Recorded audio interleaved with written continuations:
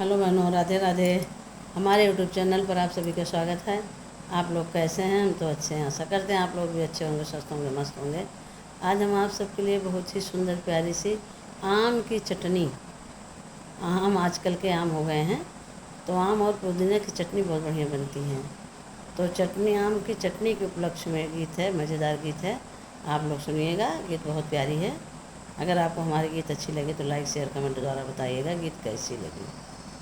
राजा तोड़ी लावाया मोहा बनाइब चटनी, राजा तोड़ी लावा अमुआ बनाइब चटनी, राजा तोड़ी लावाया मोआ बनाइब चटनी, बनाइब चटनी हो बनाइब चटनी, बनाइब चटनी हो बनाइब चटनी, राजा तोड़ी लावा राजा तोड़ी लावाया मोआ बनाइब चटनी।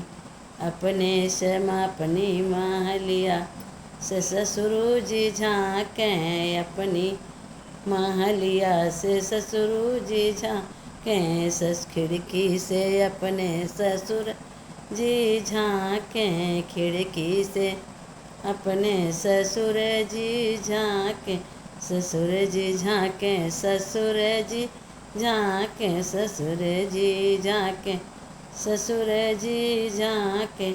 अरे हमरे ससुइया क लार टपकी, अरे हमरे ससुइया की लार टपकी, राजा तोड़ी लावाया मोआ बनाइब चटनी, राजा तोड़ी लावा अमुआ बनाइब चटनी, राजा तोड़ी लावाया मुआ बनाइब चटनी।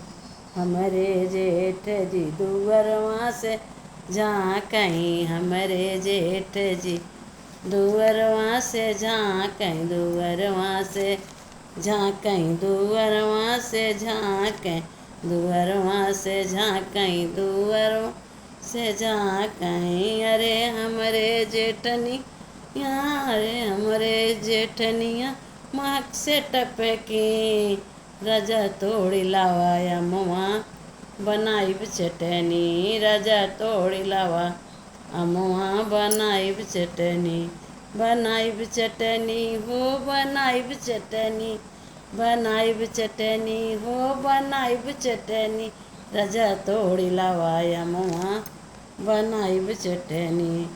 हमरे देवर जी अंगुरिया से चाटई, हमरे देवर जी अंगुरिया चाटई।